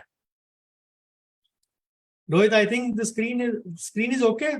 Maybe network issue on your side, Rohit, probably. Because the screen is visible, you can say to me also on the FB page, I can see it on the screen very, very well in the clear way. So now the wealth creation is the aim for 10-15 years. Put in PPF, put in, if you have a girl chat, put in Sukanya, put in more in equity, put in more in NPS, put in more in there. Your aim should be to spend 10 to 15 lakhs on your investment. You may get a deduction for 2.5 to 3 lakhs only. But wealth creation comes through tax saving only. NTR doesn't give you this kind of luxury of having the corpus. Now, if you increase your SIP to 17,000 per month, time period interest rate remains same. I've taken interest on the lower side. You get more returns than this. 6 CR only from one asset class. Sorted. Sorted. How much was the amount when we calculated debt and equity and everything? Remember? When we were calculating, I put in PPF, I put in NPS, I put in equity. 12,000, 4,000, 5,000, like that, 17, 18, 19,000. We're putting 17 only, getting at almost the same number, which the combined was there. This is the power of having tax-free assets in your portfolio. People run behind share market. No doubt they might give good return. People run behind everything in mutual funds. That is stupidity. That is stupidity. Even in dentistry, you know that. Basics are the key. If you don't do your basics right, you will not get results. It's as simple as that. Question number 14. Women dentist special privilege. Sorry, we are all equal now. I'm not saying it. The government of India says it, the income tax department says it. It used to be there at one point of time. There was an 87-year rebate difference. There was a ITR difference, 2.5 lakh exemption, 3 lakh exemption, 3.5 lakh. Something was there long back. Even I don't need to remember when it is not there. So we are all equal as per the law. So no special privileges for you in the Finance Act or Income Tax Act. You are equally at par with men in this area. So how to pay salary to consultant by cash or through accountant, how to record. Now, all clinic expenses preferably should be digital. Any expense above 10,000 cannot be in cash. And if it is in cash, it won't be permissible as expenses. Tomorrow, if an audit happens, you will have to forego that and count that in your income. Additionally, if you are paying to the consultant, average amount of 21K, this is just for simplifying for you, or above 2.5 lakhs, needs to have TDS deducted at 10%. Now you'll say, I don't have a TAN number. You don't need a TIN or a TAN number. You just go to the online services TIN website or on your ITD website. Just need a PAN, your PAN number. Of course, if you log in on your ITD website, your PAN number is already there with them. Just fill in the, you can say tax for that, where you have done that. I'll show you the demo. This is the e-services NSDL website, which is now Protean. It has been changed now. So here you can file in your ETDS or ETCS, whatever it is there. Or the other way is normal income tax GOV website. See the option e-pay tax. You can e-pay tax. Just log in through your own PAN number. Go to that section and go to dashboard and e-pay tax. You'll find it in e-file. E-pay tax and pay and deposit your TDS, which means any consultant you are paying above 2.5 lakhs annually, you need to deduct a TDS. Sometimes you won't know at the start of the year. It's okay. If that amount crosses in January, you started in April, if that amount started in January, for example, till December, from April to December in 9 months, you're paid around 2 lakhs. Okay. Now, in January, there was a bigger case. There were many cases. Now the amount is 60,000, which used to be paid in January to the consultant. What is your total now? 2,60,000. Which means you need to pay him 34,000 and deduct 26,000 as his TDS. And that will take care of the every year's. If you're receiving in digital and paying in cash, you're actually increasing your income. So I'm not mandating it, the law mandates it. If you are not following it, if you don't know about it, ignorance is not a bliss, my dear friends. If you don't know it, it does not mean that it does not exist. This is the way you log in, e-file tax. 98% of my clinic payment comes through UPI. How can we manage it to reflect our income? First of all, congratulations. You are eligible for 75 lakhs category. You're already much above your 95% limit. If your 98% is coming through UPI, perfect. The question is, any UPI payment coming to your bank account is actually your white income. Irrespective of course, I believe if you have a QR code displayed in your clinic, that will be your clinic's income only, your own code only. You can't display your wife's or your kids or your mother's or your father's QR code over there. You will display your own code. So common sense says that the money goes in your account. So income is already reflecting in your account, whether you want to believe it or not. The only thing you do is you need to report it. If you say, मेरे account में आ गया, मैं withdraw कर लूँ, तो मेरी income नहीं है. Entry once there is your income. If 98% is coming, 37.5 lakhs you can presume as expenses out of 75 lakhs. What more do you need? Enjoy the benefits. Reap it. Now, we had a question, current account or not? Now we have another variant. Current account should be in doctor name or separate clinic name. The first thing, doctor's name or your name, it does not matter. Who put it in your head? Your CA. No document on this planet has till date shown it to be mandatory in the clinic's name. And I'm a banker's son who has taught almost big shot, so many big shot CAs of Punjab. My dad. I have had all kinds of accounts. My name, clinic name, you can say partnership name, whatever, different things. Hardly matters. Income tax department doesn't care. We are moving from pillar to post to find what are the documents for our clinic, because the clinic needs to have an existence as an entity or has a KYC. Unfortunately, when it doesn't have it, that is where the problem comes. So what matters is that if you have a current account, if you have more of cash income, you need to. Remember, I told you current account has a 50 lakh limit. Saving bank has a 10 lakh limit in one of the previous queries, number 5 or 4 query, it was there. You remember the IBTs and change reporting clause of 10 lakhs. 4 to 5 IBDs for a saving bank, reporting clause above 10 lakh. So preferably to have a current account, prefer to have it in your name. Easy, simple. Not anything more, not anything less. Whosoever says anything, please give my reference. I have a video separately on current account on this. Tell him to talk to me if he says anything else. How much money can be transferred to savings account from current account without tax deduction? Now, firstly, things you have to presume that if I presume that you're following presumptive, or let's say even conventional, let's suppose your expenses are 50%. So whatever income has come into your current account is your gross. 50% of that is your profit, which is net income. Because 50% has been presumed to be expenses in presumptive. Anyways, as I said, it ranges between 45 to 50 for most of the clinics. Now, from that 50% profit, spend 150%, it is your choice. Even the whole amount, whatever amount. But 50% profit, what you have need to pay taxes on that.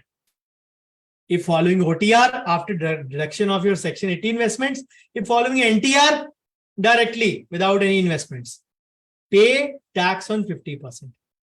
Whatever you transfer, expense, you can say do expenditure, do personal, income tax department is not bothered with that. You earn 1 lakh, carried home 50,000, you had an expenditure of 60,000 this month, 10,000 from your own savings. Income tax department does not mind. You need to pay tax on 50,000. Just an example. 50,000, there is no tax. I'm not counting that. I'm just trying to explain you. Let's put it the other way. 20 lakhs was your income. 10 lakhs for expenses. 10 lakh is profit. If NTR is there, you need to pay tax on 10 lakhs. If OTR is there, let's suppose 2.5 to 3 lakhs of deductions, you need to pay tax on 7 or 7.5 lakhs. That's it. Easy, simple. Now you spend 8 lakhs, 10 lakhs, 12 lakhs. That is your problem, not income tax department problem. So whatever you can say, have an expenditure, that is your headache. That is where people need to be cautious, because income tax department is monitoring social media of many spenders. They correlate it with the ITR value. People buying a Jaguar or a Land Rover and their ITR value is 10 lakhs. You need to show where the money has come from. Or you buying a 20 lakh car, your ITR value says 5 lakhs. Without loan, these days TCS is there anyways. They are going to monitor it. Tax collected at source, anything, any car sold above 10 lakhs will have a TCS. You pay something to the government. You need to show it. Where did the money come from? You'll get a love letter from them. Where did the money come from? Number 19, should we start giving tax right now just to file through CA, and how much we can show in a year for minimal tax amount? Or is a chartered accountant mandatory for tax filing, or can we do it ourselves? If you're going the presumptive way, you can file yourself, provided you know your numbers, like the total income or the inflow.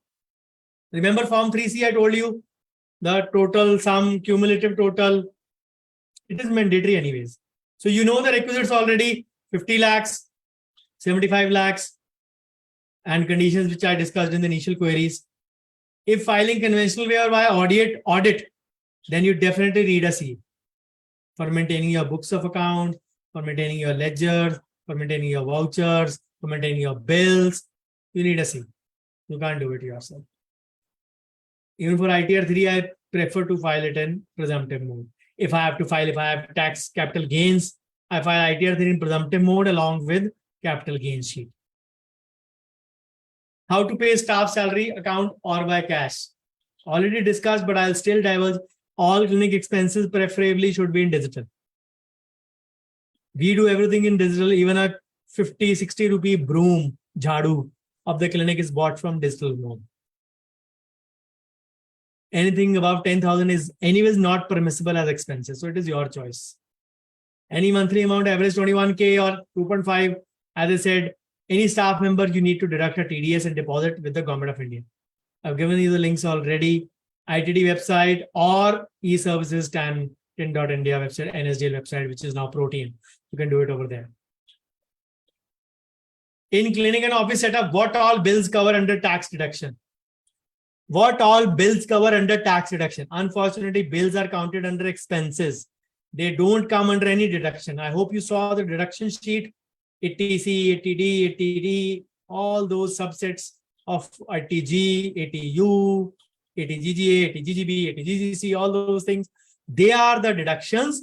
Your bills anyways are not. And you don't need a bill also, you just need expense sheet. And expenses come under, you can say bills come under expenses only. I gave a list of that and just says think expenses are 50%, follow presumptive. Stick to maximum deductions and follow OTR. Think ahead for your retired life. It is painful to beg in front of your kids for your retired life. That is the only reason I give.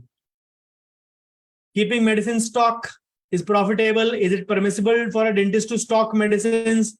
I answered it already. Dispensing may be allowed, but selling as a drugstore is a full-time activity. I would say avoid it. Busy clinicians anyways don't have a time for this. Instead, concentrate more on your clinic and increasing the revenue. For those who are dispensing, many use generic from branded companies which have a good margin and they further give some discount and add in the treatment cost. Fair enough. Since they are cheaper comparatively, but still you need to take care of the ordering value, the expiry and the wasted part. So don't overstock is what is my advice, even for dispensing your own written medicines. Query number 23, if a lab does not issue a GST bill for a job, how can we make his payment, cash or UPI? GST or no GST does not make a difference. I already addressed that. It doesn't make a difference to us. We are anyways not going to get an input credit for the same. To make all clinic payments in digital mode, most of us have lab bills above 10K every month, which makes it all the more reason to make it digital. By paying cash, we are actually increasing our input. Simply simple. The last question, managing money from the dental clinic. How to manage? The answer lies below in the form of budget. How to do budgeting? The standard rule that is followed all over the world is 50-30-20 rule. 50 goes towards your needs, 30 goes towards your wants, 20 goes towards your retirement goals, financial goals like debt or saving for retirement or whatever. Now, if you have to simplify it, you can use it as a 80-20 rule also, that 20 for your financial goals and 80 for your needs and wants. Now, this is after deducting your clinic expenses. As I said, 45-55 or 40-55, average carry home is always close to 50% from the gross collection. Suppose you gross 2 lakhs in a month. 1 lakh would be your clinic expenses. Remaining is 1 lakh, presuming at 50%. 50,000 goes towards your needs, 30 goes towards your wants, 20 goes towards your alternate RIP or for your investments or for paying your debts. As a thumb rule, you can say it is said that you need to spend 10% of your gross income. Now, 10% of gross income is to 20,000. That's fine. But doctors, since their economic life cycle is altered, means they start late. An average individual has 40 years of earning, 38 to 40, starting at 28, going up to 62. A doctor starts late, 27, 28. Proper earning starts after 30 sometimes. Neck and back issues finishes early. So we have practically 25 to 30 years, or say close to 30, even a decade less than that. So as a thumb rule, we need 20% of our gross income to be saved. If I have to put that number at 20%, what is that? Answer should be 40,000. So I can't take advantage of the 50-30-20 rule. What is the solution? As I said, as a thumb rule, doctors and dentists should save 20% of their gross income. In this case scenario, 40,000. So what is the solution if you want to save for your retirement throughout your career? Follow the magical Bhavdi formula going by my name. I've devised it as an alternate to 50-30-20 rule. It is 45-15-40 rule for dentists or doctors. Going by the same lines. Take 5 from the needs, 15 from the wants, add it into your financial goals. You can't take much from your needs, but you definitely can say take out considerably from your wants. It is around 50%. 40% should go into financial goals. This 40 from net is actually 20 from gross, which is a must.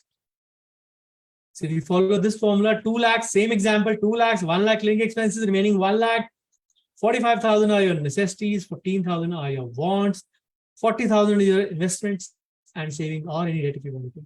So technically you have 20% as a thumb rule as well. I know many of you must be like this. Some of you will be like this. Don't worry. My presentations always end with a carry home gyan. So that means you are at the end of today's presentation. As I promised, 1 hour 45 minutes or so. So financial education is not just for wealthy, it is for everyone. Learn how money grows while you are sleeping. Learn it. 10 points which everyone needs to learn. How to save money. How to keep track of money. How to pay what is worth for something. How to spend more money wisely. How to think about money. How to live on a budget. How to invest. How to recognize frauds and scams. How to exercise the entrepreneurial spirit. And how to handle credit.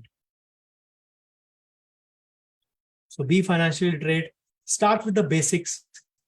Slowly build on that. And always remember, you have to go from step 1 before reaching step 10. Nobody can directly jump on to step 5, 6, 7. You have to go from 1 to 10, which means you go either tax saving mode, increasing tax saving plus wealth creation, and finally wealth creation. The rest is up to you. The rest is up to you. It is a personal choice.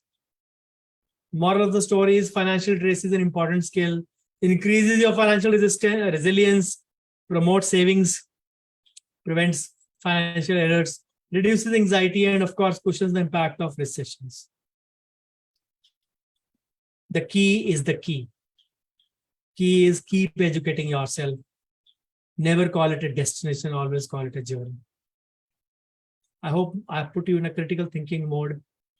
And if I have, thank you so much for your patient hearing. Before I wind up, just a couple of announcements. We had a launch of this community on Facebook last year, 12th of August, on the day of my 79th birthday of my dad. So this is the community where we offer free education to colleagues, similar to the mode which I have been doing on WhatsApp. Simple way to connect is facebook.com/group/Dr. Bhavdeep. Each of my social media is by my name only, Dr. Bhavdeep. If you forget the link, go to Facebook and search PhD, plugging the handicaps in dentistry. It is for eradicating the DMF of dentistry, documentation, management, and finance pain points. As I said about WhatsApp, I run this community since January 2018. It is one of its kind, absolutely advertisement-free, pure study-based WhatsApp groups. Till, you can say, more than 5.5 years plus, we have kept it advertisement-free. So much so that even my own paid workshops are not promoted in them. That is the kind of work ethics we have over there. So we had 256 and groups going up to 6. Thankfully, WhatsApp made 5 and 12. Thankfully, now they have made it 1, 0, 2, 3, 2, 4. Now we have, you can say, quailed it into 2. Nearly 2,000 people in the community. So in each, there are 2 different communities. If you wish to be added over there, please feel free to message at this number. This is my clinic's number. And of course, we'll be added very soon. My YouTube channel, Dr. Aparna told you about it. I started 3.5 years back only online. Before that, I was, because maybe offline, I'm doing since 29 January 2006. Until date, I've done only 113. But today is my 250th webinar in just 3.5 years. This is the power of online. And of course, all of that is tracked. That channel has 700 videos. For a person who has been camera shy, introvert all his life, 700 is a lot.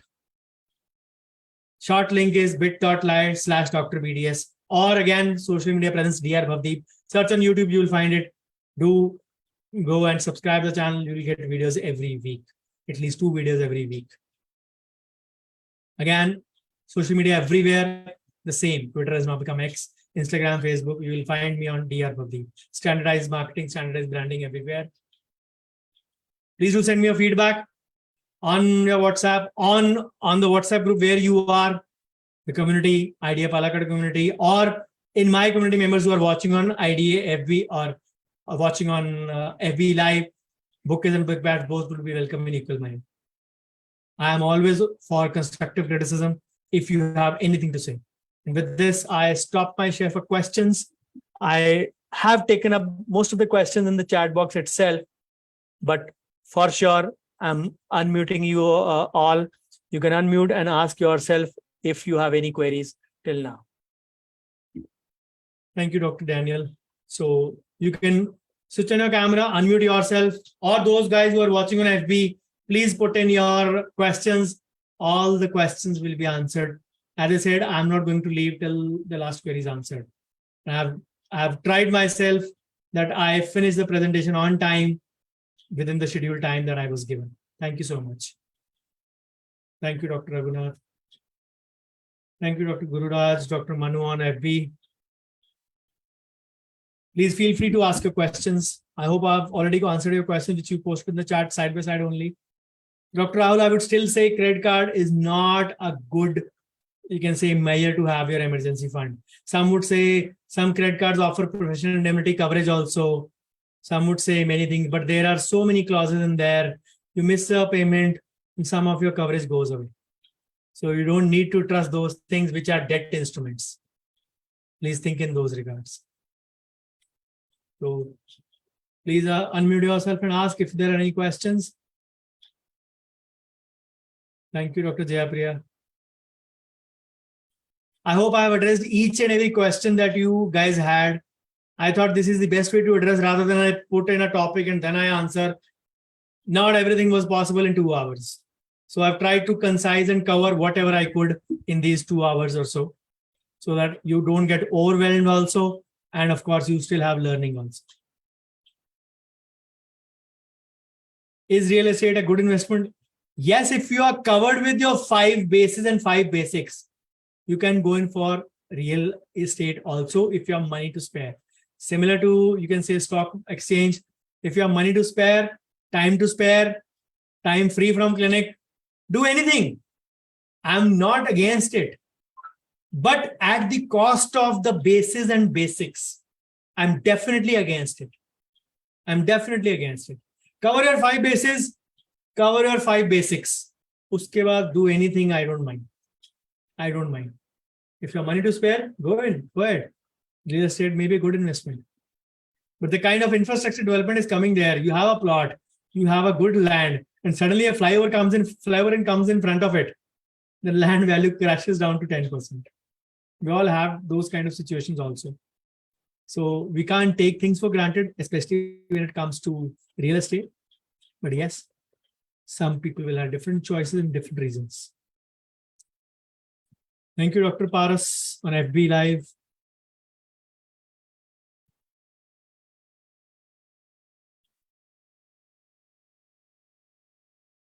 So thanks a lot. Now that there are no more chats to be addressed. So it was really a mind-blowing, purely what we say. It was an excellent talk. We were all engaged throughout this 2 hours of this talk. Really, it was really the need of the hour. Thanks. So I don't want to, I'll just take all my participants to have a short break. That is a small deviation from the topic today. So to all the dentist colleagues over here, I belong to IDA Palakkad, myself, Dr. Subodh. I'm the president of IDA Palakkad. So IDA Palakkad has been conducting 3 days back-to-back CDE programs in the name of DentaQuest for last 3 years. So this is the 4th year. We were bringing legends and many other eminent speakers to our hometown and covering each topic in dentistry in detail. So this has helped our members to grow thick in their practice and excel in their field. And this time, the legends has gone really international. So we are glad to have 5 international speakers. It was very difficult for us to bring all these 5 international speakers under one roof, and consequently in 3 days. So friends, it is for our well-being, the 5 international speakers, 3 days, and interesting topics. Many of them are really worth of it. It's not only an academic point of view, but also with a lots of fun also. So we'll slowly going into it. Our international speakers are Gopi Krishna sir, Dr. Prashanta, Dr. George Jacob, Dr. Sandesh Maikar, and Dr. Moise Kakyani.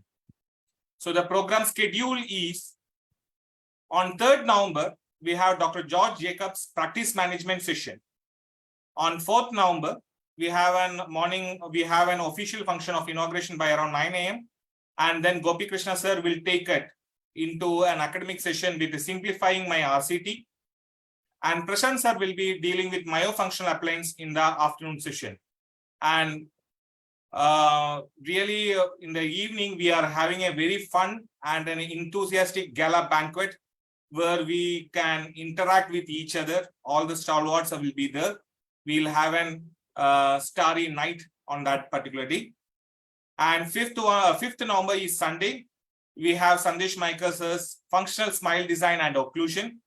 And in the afternoon session, we have Moise Kakyani's porcelain laminate Venice. So really, it's these 3 days, fantastic speakers, fantastic topics, and academically, it will be very much useful in both for academically and for the practice orientation also. So surely we all from IDA Palakkad, all the dentists over here, I invite all of you to join us in this Denta Quest and enjoy yourself. As Sir said, we should think of our future. So we should come up, we should learn, unlearn, and then again relearn. So these are the things, because learning is something which goes throughout our life. So please come join and I enrich your knowledge. For we have our organizing team. Right, just a minute.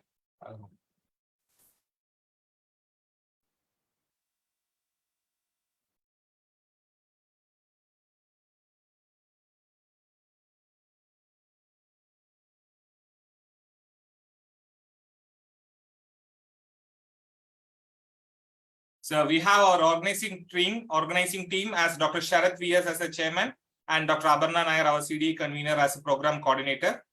So you can contact Dr. Aparna 9567-234164 is her mobile number, and Dr. Sharath V.S. 9633-777-422 for registration. So there are RC registrations, there are spot registrations, and student delegates registration also. And please feel free to call to us. Really, RC registrations are going to have gifts, vouchers, and many other. So gala banquet is also there. So please come and enjoy.